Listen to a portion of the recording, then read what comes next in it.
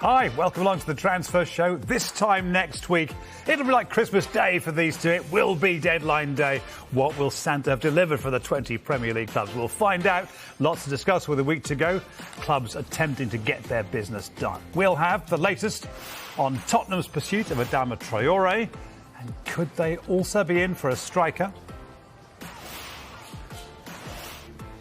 And we'll reflect on the breaking news tonight that Claudio Ranieri has been sacked by Watford. We're going to start at Newcastle. 2 players signed so far this month. Big win at the weekend. 0-0 at Leeds. And significant news, Carvey, in their pursuit of centre-back Diego Carlos. Yes, look, if Newcastle want to sign Diego Carlos from Sevilla, they're going to have to offer about 45 million euros, which is about 38 million pounds. Now, Newcastle's top priority this window has been to sign at least one centre-back, and Carlos has been one of their top targets. I think we're now getting to the stage where if this deal doesn't happen, Newcastle are going to have to move on to other targets. But my reading of the situation is there is some pressure being put on Sevilla to try and get this deal done. For instance, I know the player would be happy to move to Newcastle. People around him are trying to get Sevilla to agree to do this deal. But the valuation is still the problem. I think Newcastle value him at about £30 million. Sevilla want at least £38 million. So that is where we stand with Diego Carlos. Feels like it's not an unbridgeable gap. Well, in normal circumstances, I would agree with you, but we're dealing with Sevilla. And Sevilla are difficult to deal with. And why shouldn't they be difficult to deal with? They have good players. They put valuations on them. We saw the same situation with Jules Koundé in the summer when Chelsea wanted to sign him. And again, Sevilla stuck to their valuation and Chelsea had to move on. But the gap was bigger in that case, wasn't it? Yeah, I mean, Jules Koundé, they were asking a lot more than they're asking for Diego Carlos. But I just get the sense, speaking to a few people today, that things are beginning to move again today because obviously Sevilla wanted Diego Carlos to play in their game last midweek and also on Saturday. Those games are now out of the way. They don't have a game for another 2 weeks.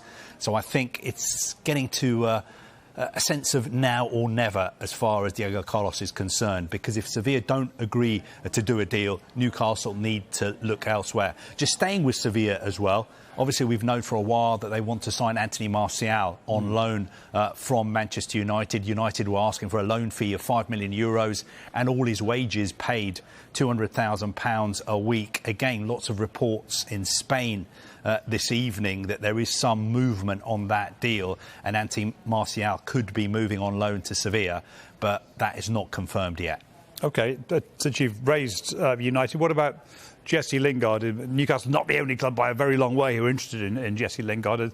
Are there too many obstacles, too many people who don't want quite the same thing? You were mentioning deadline day just before and Santa, what would he deliver? I was wondering if there'd be a clause in his contract. Oh, God. No, not having that. Thanks, Dharmesh. Good anyway, for you to join us. Yeah, let's take a break. Newcastle United still pushing to sign Jesse Lingard. Talks ongoing over a loan deal. It's a complicated one to do, though. United, if they are to let him go on loan, will want a substantial loan fee. And likelihood is they would want Newcastle to pay the majority, if not all, of Jesse Lingard's wages. If all of that can be agreed, there's still an obstacle. Does Jesse Lingard actually want to go to Newcastle? So that there are lots of obstacles to get over before Newcastle United can even think about Jesse Lingard could be our player. But if you look at it on paper, could a loan be quite agreeable to everybody? Because if Jesse Lingard can go on loan there, Manchester United will get the loan fee for a player that's going to be a free agent in the summer. Newcastle United will get a quality player that will hopefully keep them up for their sake. And if they don't stay up, they're not committed to a permanent transfer. So all of those things would point towards it being a good deal for everyone concerned. And we know that we know it works because of what happened at West Ham 12 months ago. Lingard can deliver over a short period. Exactly that. But that would work for Newcastle United. It's just whether it would work for Jesse Lingard in this instance, and predominantly whether any kind of deal would work for Manchester United. As far as Manchester United are concerned, he's still their player. And the fact of the matter is, he's in Dubai. warm weather training with the rest of the squad. The pictures have emerged of Jesse Lingard with the rest of the squad. So as it stands, it's looking increasingly likely that he will remain at Manchester United and then assess all of his options in the summer where he'll be a free agent. But don't rule out a move to Newcastle just yet, but it's looking increasingly unlikely. And might somebody else yet come in, seeing what a job he did for West Ham 12 months ago and knowing that he wants still to make that England squad for the World Cup, doesn't he? We know Tottenham have had talks but about move in the summer. Now, if you look at the likes of Tottenham and West Ham, who potentially might be interested in Jesse Lingard, why would Manchester United want to do business with clubs like that in this transfer window when you'd be strengthening a direct top four rival? It wasn't the case last season because Manchester United were in and around the top two, the top three all season. West Ham United weren't a direct rival for them then. This time they are. OK. Let's talk Tottenham. Pretty miserable day for them yesterday in the end. Carvey, where are we in the pursuit of Adama Traore, which seems to be sort of edging forward bit by bit, but we're getting there, are we? Well, look, we were saying that on the Diego Carlos to Newcastle deal, there seemed to be a bit of movement today. And again, with Adama Traore to Spurs, there seems to be a bit of movement. It's looking like that deal is potentially getting closer. And I think it will, if it's done, be done for around £20 million. Spurs have already offered £15 million for a player who's got 18 months left on his contract. Wolves want £25 million. I think a compromise deal around the £20 million mark is being discussed. The player himself, he was a substitute at Brentford on Saturday, came on for the final 15 minutes. But I think Spurs are edging closer towards getting Traore. But as far as Antonio Conte, of course, is concerned, that is not enough. He wants Traore and he wants a midfielder and he wants another forward as well. And he also wants to get rid of some people quite clearly. We got some clues yesterday on the team sheet and the squad sheet. Are we going to see some outgoings? Look, when Antonio Conte came in, he was asked, who are you going to sign? How much money have you got? He said, I just want to assess my squad. Looks like he has. And in his post-match interview yesterday, he didn't pull any punches, really. He was asked the question about the strength of his squad, and he said, look, there's a big gap between us and the big clubs, and that gap is getting bigger. And you mentioned the 20-man squad against Chelsea. It didn't include Tonge Ndombele. It didn't include Dele Alli. It didn't include Giovanni Lo Celso. As far as Ndombele is concerned, Tottenham have held talks with some European clubs, but there is an issue here because he's still under the terms of a Tottenham contract that's got 2.5 years to run, and he's got big wages. PSG are interested in taking Ndombele, and I think they were mooting a potential swap deal. But all of the players that are being offered, we're told Antonio Conte wasn't interested in. But PSG remain interested. Difficult deal to do. Dele Alli, his contract is up in 2024. Tottenham are listening to offers. I just wonder right now whether it will be worth Tottenham and in their interest if they agree to a loan deal. Because if they were to sell him on a permanent deal now, how much would Dele Alli be worth on the market just now when he's not in favour at Tottenham? If he goes away, plays on loan, plays regularly, plays well, he comes back in the summer, valuation goes up. Same thing with Giovanni Lo Celso. He said on Instagram he was 100% fit. Wasn't included in the 20-man squad. I just wonder whether that is edging towards a departure as well. But you're looking at Dele Alli. Of course, he didn't cost too much from MK Dons, but in particular, Ndombele and Lo Celso, they're costing to the thick end of £100 million combined. And it appears that Antonio Conte sees them as surplus to requirements at Tottenham. And even with Dele Alli, Joe Lewis, the owner, and Daniel Levy are going to be thinking of Dele Alli, what could we have got for him as George now? Yes. It's going to feel like a loss if they sell him relatively And when cheap. he was at his peak, what was he worth? Yeah. Now, he's out of favour, became out of favour a little bit with Mauricio Pochettino towards the end of his reign, wasn't really in the mix when Nuno Espirito Santo was there, was given a chance at the beginning of Antonio Conte's reign, but of late, not getting the opportunities. It just seems that for all parties, it would be best if Dele Alli can move on. Easier said than done, though. And you've got news of a defender as well? Yeah, this one's Japhet Tanganga. It's an interesting situation, this. AC Milan remain interested on taking him on loan.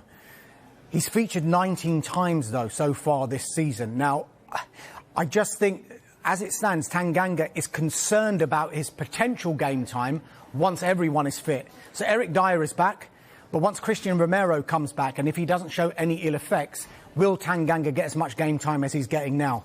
I think Tottenham would consider, and only consider, any kind of deal if it was a permanent or at least a loan with an obligation. Because why would they simply do a straight loan to AC Milan for a player who is getting game time? So it's looking difficult to get things done in this transfer window with regard to Tanganga, but you never know in the last few days of this transfer window if they think Romero and Dyer are going to come through their injury concerns, all colours flying, then they may consider Tanganga. OK. We began by talking Spurs about Adama Traore. You've got news of another possible incoming up front? This is a young player called Mohamed Ali Cho, who plays as a forward for the French club Angers. He's 18 years old. I've been told that Spurs have been offered the chance to sign him, and one source has told us this afternoon that Spurs have actually made an offer for the player. He's a very highly rated young French forward. He's broken into the France under-21 side. He's played 5 times for them.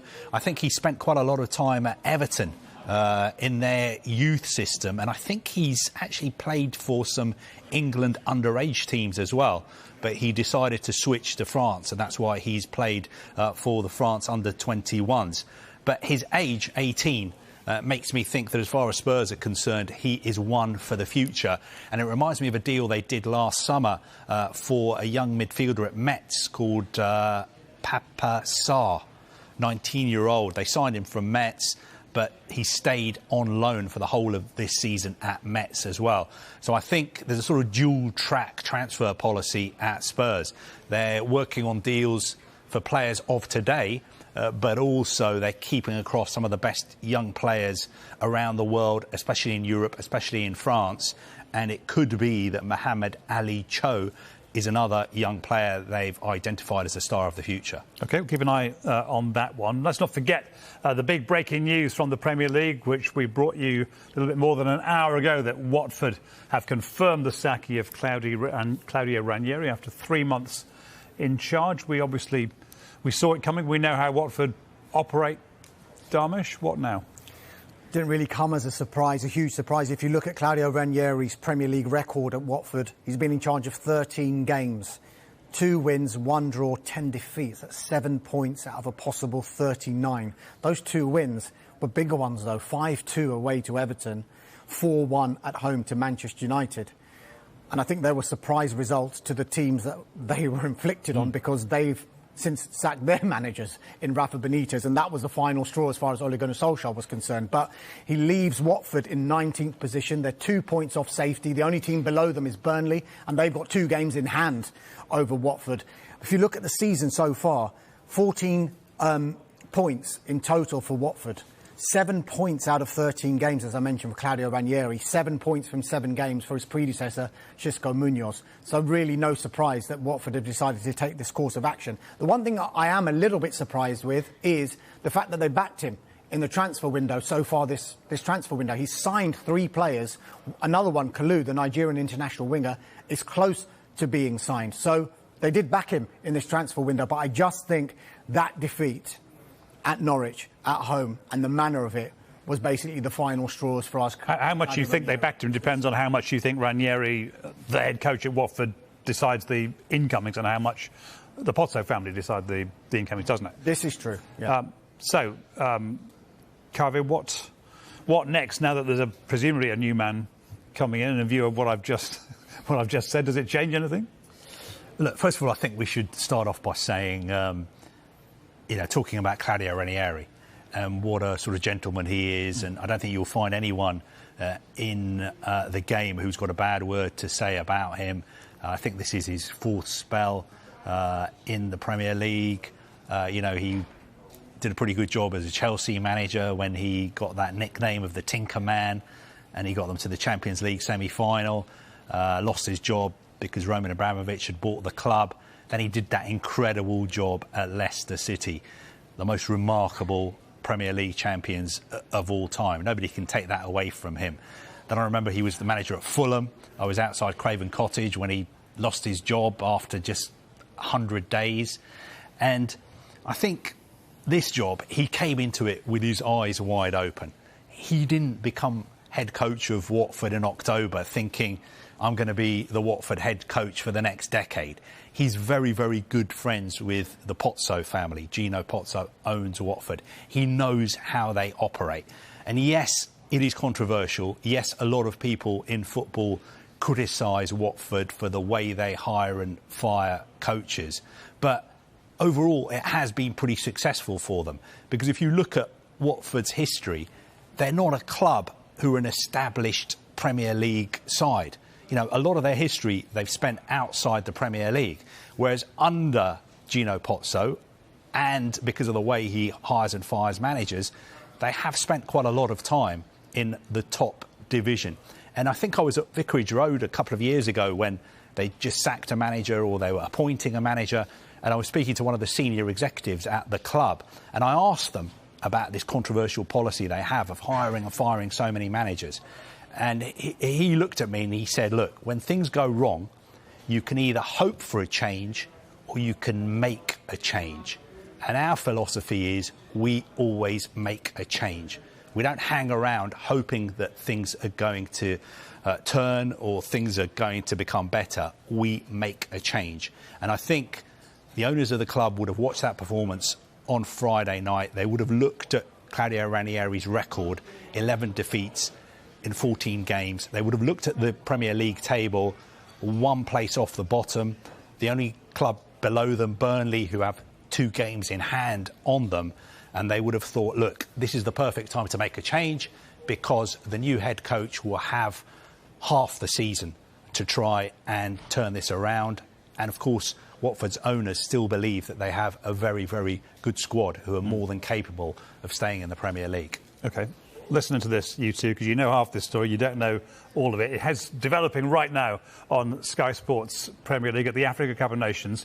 Comoros, outsiders in this competition for the first time. They're having to field a left-back in goal because their first-choice goalkeeper is injured and the 2 deputies have both got COVID and they've got a whole lot of other injuries as well, so they are really down to the bare bones. They're now down to 10 men. 7 minutes in. I thought you were going to say they're yeah, I thought they'd scored. That may yet happen. That'll be even more remarkable. They're down to 10 men. They are very short of players. Left back in goal. We'll keep in touch with that. And next on the transfer show, we'll talk Arsenal as Emmanuel Adebayor has his say on Pierre-Emerick Aubameyang. Stay with us. We're all in. We're all in to kick it out.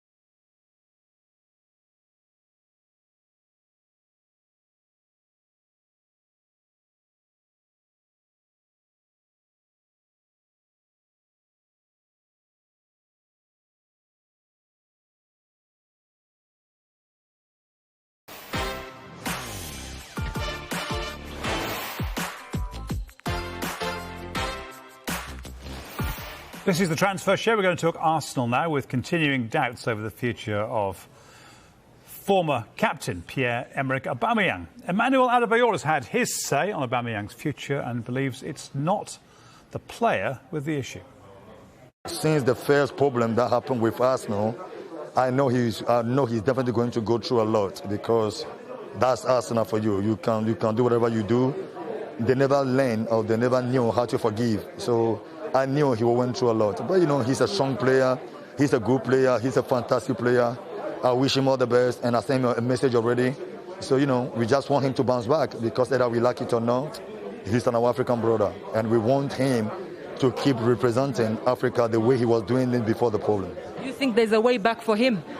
In Arsenal, I don't think so. I don't think so. This is what I knew, because it actually happened to me also. Not the same way, but in Arsenal, way back, I would be surprised. But, as I'm telling you, he's a great player, so let's see how he ends up. No way back for him. Darmish, discuss. Look, in the past few minutes, it's been confirmed to me that Pierre-Emerick Aubameyang, if, and it's a big if, was to leave Arsenal, he would prefer to go to a European club rather than the Saudi Arabian offer from Al Nassr. Al Nassr, of course, have given the loan deal plus a mandatory obligation to buy Pierre-Emerick Aubameyang after that loan spell expires in the summer.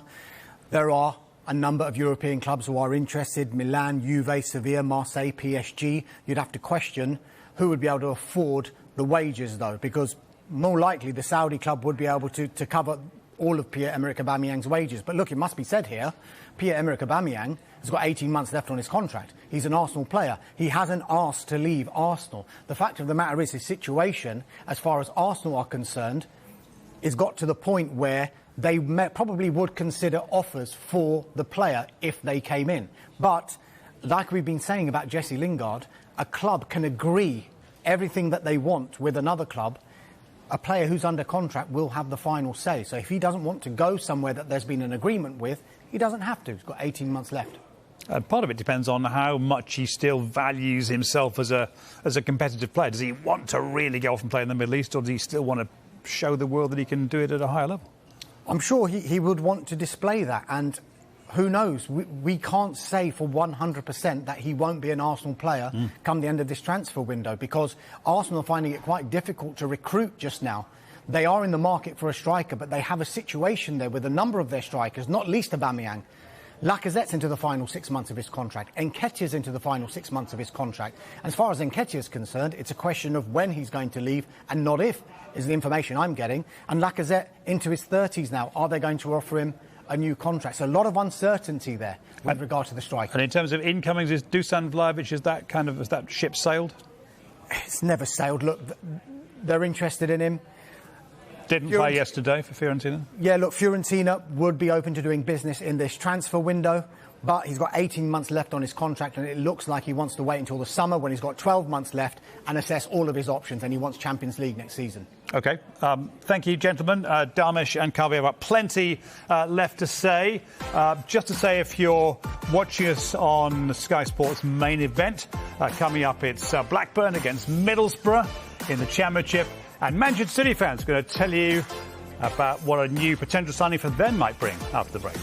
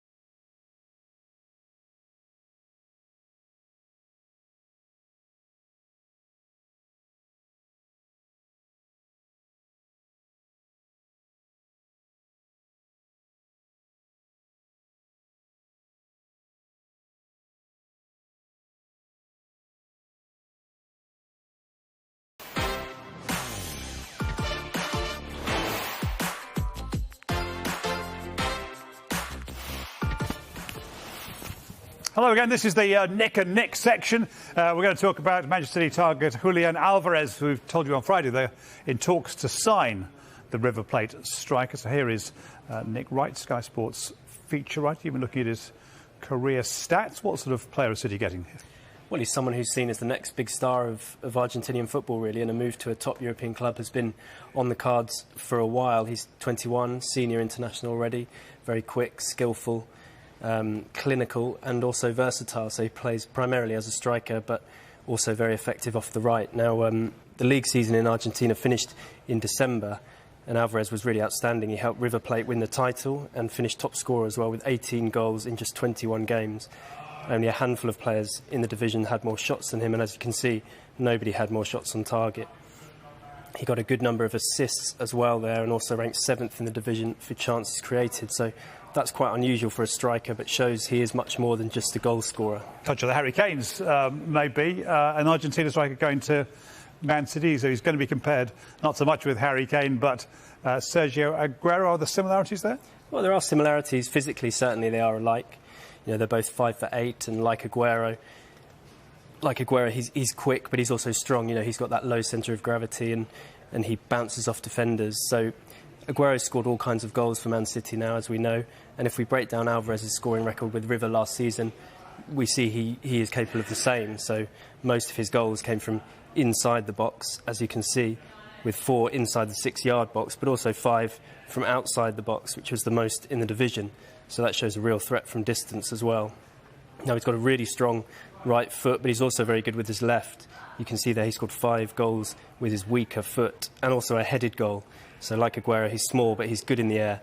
And the other thing to note, of course, is that all his goals came from open play, so he hasn't been reliant on penalties. Now, obviously, the step from Premier League to from the Argentinian League to the Premier League, I should say, is not easy for any player, especially when you're expected to be the next Sergio Aguero, but he's clearly got a lot of potential, and City have clearly seen that in him. Interesting, Nick. Thanks very much indeed. Nick Wright with the latest on a possible City incoming. Let me talk about the live football tonight. Told you about the African Cup of Nations, also championship action for you. It's Blackburn against Middlesbrough at Ewood Park. Kick-off less than 15 minutes away. A point would be enough to move Blackburn into the automatic promotion places. Team news, Middlesbrough unchanged. A couple of changes for Blackburn. Joe Rothwell's out. He's got back trouble amongst those coming in. Travis and Johnson for Blackburn. Kick-off 7:45 and coverage already underway on Sky Sports Football and Main Event. Sure. Is that you done, or? Meanwhile, I've mentioned on Sky Sports Premier League, Cameroon in action against Comoros, and you won't be astonished to know that the 10 men are now a goal behind. Cameroon, the hot favourites against a team with no recognised goalkeeper, leading by a 1-0. Let's talk more transfers and Aston Villa after a midfielder. Yes, Aston Villa are in talks to sign Rodrigo Bentancur from Juventus. He would cost about £16 million. We know Aston Villa are trying to sign a defensive midfielder. He is a defensive midfielder who Juventus signed in 2017 for £8 million from Boca Juniors. So they're looking to double their money on him. He's won 3 Italian titles while he's been at Juventus. And I think as far as Villa are concerned, we know they're looking for a defensive midfielder. They've been linked with a move for Yves Bissouma at Brighton. But I think Bissouma would cost a lot more. He's valued at about £50 million. So that could be one of the reasons why Villa are concentrating on Bentancur. I think Bentancur played for Juventus yesterday in their game against AC Milan. And a couple of interesting reports about him in the newspapers this morning, saying that of course, he plays for Uruguay, Bentancur. He plays with Luis Suarez. And Luis Suarez knows Steven Gerrard very well because they used to play together at Liverpool. And apparently Luis Suarez has been on the phone to Steven Gerrard saying to him, look, sign Rodrigo Bentancur. I've played with him. He's an exceptional player. He's just what you need. He's very well suited to English football. So that is an interesting sort of subplot into Villa's interest in Rodrigo Bentancur. But it looks like they are the defensive midfielder they're going for at the moment. And they've got Marvelson Cameron injured at the moment, which means there's a little bit of urgency about it. But Steven Gerrard sounds quite relaxed about, maybe it'll happen this window, maybe it won't. Yes, and they've had a pretty good window anyway. You know, they've got Philippe Coutinho, they've got Luca Dean as well. So I think if the window was to close tonight, most Villa supporters would be very happy with the business that they've done. If they can get this... as well. Yes, one more as well. But I think if they can get the defensive midfielder that Steven Gerrard wants, then it will be an almost perfect window for them. OK, what about Burnley? Bottom of the league. Good 0-0 draw at Arsenal yesterday. Do they need reinforcements? I mean, yes, they do, because Chris Wood has left. Because Newcastle activated the release clause in his contract. They are bottom of the table, but they've played fewer games than all the other teams. They've only played 18 games. Yeah, and everyone else has played 20, 21, 22.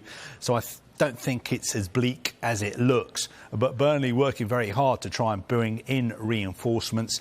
When it comes to forwards, there's been lots of talk that Andy Carroll, who's a free agent, he's an option for them. Another name that's been mentioned to me today is Steve Mounier, who used to play for Huddersfield Town. He's playing for Brest at the moment in the French league. He actually scored for them in their win against champions Lille on Saturday. I've been told that he is an option for Burnley. And also, they keep being linked with a move for Aaron Ramsey at Juventus. Juventus have said that he can leave. There were talks with Burnley a couple of weeks ago. Nothing came of that, but there are reports in Italy that Burnley are back in for Aaron Ramsey as well. OK. Brighton looking to spend a heap of money on one player, potentially. Yes, Brighton have got a very good record in the transfer market when it comes to finding young players, especially young players in the South American market. Obviously, Dan Ashworth, the technical director there, knows the transfer market very, very well. And we understand that they're very close to signing Julio Enquizo from Paraguayan club Libertad. Now, he is an 18-year-old winger who can also play as a second striker. He made his debut for Libertad when he was just 15 years old. He's already played twice for Paraguay, and it looks like Brighton are close to signing him for a fee that is, I think, under £6 million. I think Libertad were actually asking for about £8 million, but it looks like this could be close at £6 million. Still quite a lot for a young player. It feels like, again, might it be a player who goes out on loan then somewhere having... Yeah, it could be. And again, when we say the fee's just under £6 million, it will be in staggered payments, and there'll be lots of clauses depending on how many appearances he makes and how successful he is. So I don't think it'll be a case of Brighton having to sign a cheque for £6 million tonight. It's rare that we get through a transfer window without a mention of DJ Kaletakar, and here he is again. Yes, we managed to hold out until 24th of January. 24th, so we've done pretty well. But look, today there were some reports. David Ornstein reported in The Athletic this morning that he could be an option for West Ham, and he is one of the centre-back options for West Ham. The only sort of sticking point is that I think West Ham want a centre-back in on loan with an option to buy. But as far as Marseille are concerned, they want a permanent deal if they are to sell Duje Kaletakar, and they value him at about €20 million. So it remains to be seen whether David Moyes is willing to spend that kind of money on Duje Kaletakar, but he has money available. The West Ham owners have said to David Moyes, if you want to sign players, the money is there. I think David Moyes wants a centre-back and a forward as well, but I think they're more likely to do loan deals at the moment. They have been interested in Kaletakar, particularly in the last transfer window when they really were in need of a central defender. They were looking at Duje Kaletakar, they were looking at Nikola Milenkovic as well, and then they managed to get Kurt Zouma. Now, they thought they were all set in the central defensive department, didn't they? But they've had bad injuries in that area this season. Kurt Zouma's just returned from what looked like a longer-term injury. He came back earlier than what was expected, but Angelo Egbonna, that is a real blow for them, and he looks like he's going to miss the rest of the season. I think he suffered that injury when they beat Liverpool 3-2 at the London Stadium. So I think they really do need to bring in someone, and the loan with an option makes sense, because if and when Egbonna comes back and he's fit and he's firing, then they can say, look, we don't want to take up the option because we've got our full quota again. It'd be good to see Kaletakar in the Premier League, just so we finally get to see how good he is. Otherwise, he drops off again in the next transfer window. Lots more to come on the transfer show tonight. Next, we're going round the Premier League with news from Dharmesh and Carvey from all 20 clubs.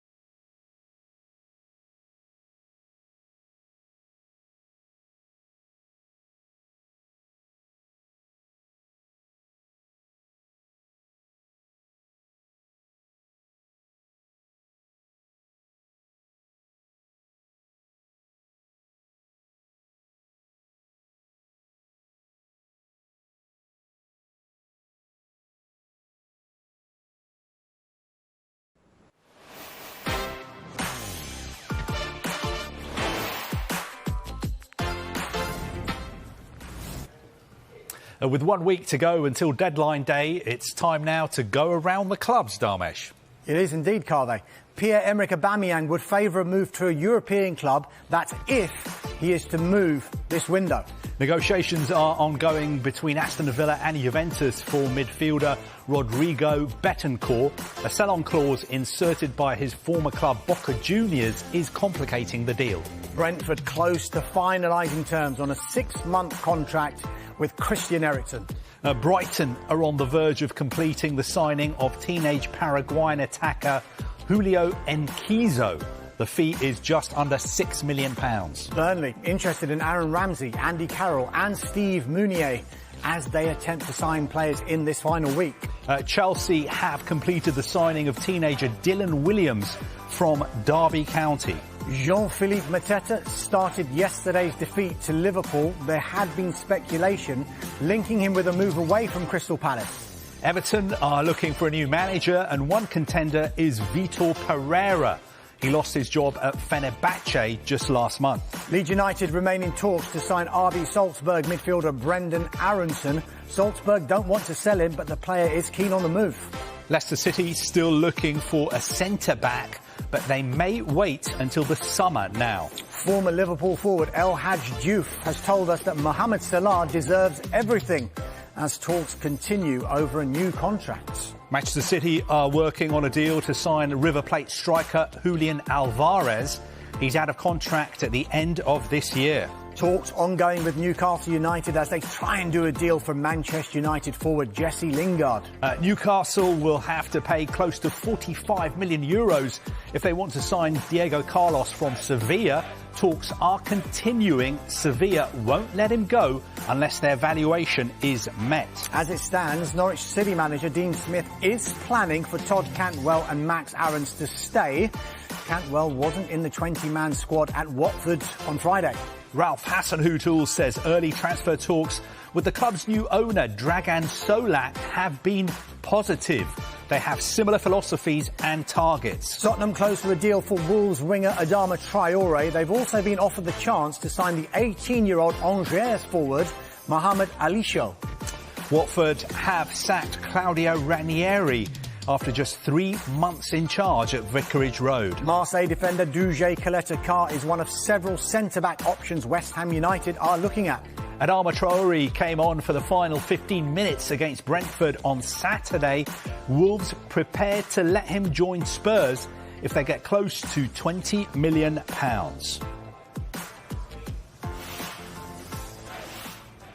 Now let's bring you more on one of those stories the boys were talking about. Brentford in advanced talks to sign Christian Eriksen with a deal close but not imminent as such. Here's more from Paul Gilmore.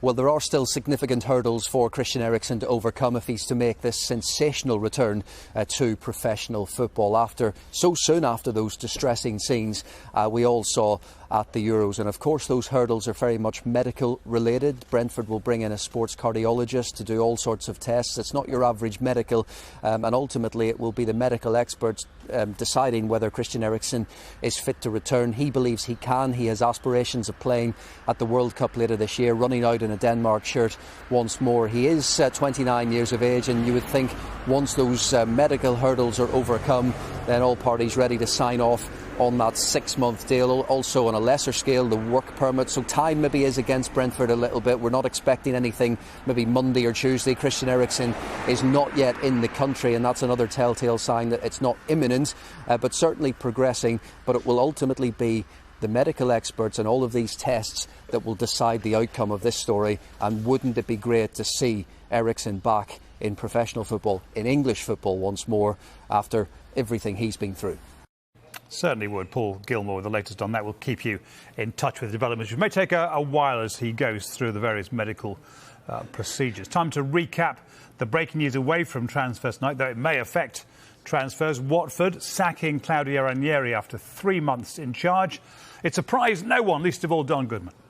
If you look at the tenure and look at where they took the club over from, I'm talking about the Pozzo family, of course, that actually they've got the club into the Premier League, where I think they had roughly 5 years in there before relegation, got them back in the Premier League at the first attempt by chopping and changing constantly. So I'm sure if you ask the Pozzo family, they would argue that actually it has been a success. It's just not traditional, and it's not the kind of running of a football club that we're used to really very often, or that we probably like, because it can be cruel at times and hard. And obviously Claudio Ranieri, such a likeable character within football. Always sad when a likeable character like that loses his job. But after the last couple of games, they've played some tough games while Claudio Ranieri has been there. Your Liverpools, Man Cities and your Chelseas, they've all been played against Watford. But it's the last two results, a draw against Newcastle and a horrific home defeat against Norwich. I think the owners have looked at that and thought we need to change, and you know the writing was on the wall. Do you think people will want the job? It's a gamble, isn't it, really? And I think I can understand why Claudio Ranieri took that gamble. but it's going to be interesting watching how this unfolds, because they don't normally hang around, the owners at Watford. They normally make their move very, very quickly. So I wouldn't be surprised if in the next few days that we do see a new manager of Watford. And as soon as it happens, you'll hear about it here on Sky Sports News, where we've got a couple of minutes left with Dharmesh and Kaveh to answer a couple of questions and go over some of the top stories. Dharmesh, Arsenal fans asking if it's not Dusan Vlahovic, and you're suggesting it might not be probably this window. Have they got any other irons in the fire? Look, I think a lot of clubs, including Arsenal, their focus will probably always be on the summer transfer window. We just have a situation at Arsenal here where there's a lot of uncertainty with their front line.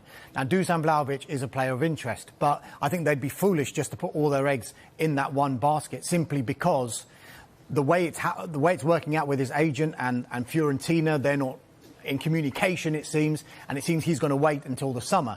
So come the summer, there's going to be a lot of clubs who want Dusan Vlahovic. After Erling Haaland, I think he could be the next in line for all the ones that miss out on Erling Haaland. So I think Arsenal would be looking at other players. They've got an eye on Dominic Calvert-Lewin. There's also reports that Real Sociedad's Alexander Isak, the Swedish international, he's of interest as well. So I don't think it's Dusan Vlahovic or nothing, but it could be a case of, can they get a deal done for a long-term target in this transfer window? That's what would be proving difficult more than anything else. But not ruled out? Not ruled out. You can't rule anything out. OK. And you'd have to think, from an Arsenal point of view, you'd fear that if you get to the summer and Haaland has maybe gone and Vlahovic is the top of everyone's wish list, are Arsenal going to feel that they're the club that he's going to want to go to? It depends if they can get Champions League football, because I think Vlahovic will want Champions League football. So that's what makes this season so important, and it's so open, that race for the top four. And Arsenal haven't got any other games to play apart from the Premier League. They will see this as a big opportunity. OK. But with an uncertain forward line and their main man not playing for whatever reason for the moment, Aubameyang very much out of favour. What about Gini Wijnaldum, her departure from Liverpool amid much emotion on the final game at Anfield last season? Hasn't quite worked out as he'd hoped at PSG. Is he coming back to England? I was speaking to somebody on Saturday about this, and the situation is Gini Wijnaldum is out injured at the moment. Now, look, he's not going to come out ever in public and say, I want to leave PSG, because you wouldn't want to spoil your relationship with the fans by doing anything like that. And anyway, we can't say definitively that he wants to leave PSG, because they're one of the richest, strongest clubs in the world. They've got incredible players like Lionel Messi, Kylian Mbappe and Neymar. But what we're being told is that he would like to return to the Premier League. Now, I'm not saying he wants to return to the Premier League today or this week or even in the summer, but he would like to return to the Premier League. And we keep being told that he would like to play for Arsenal.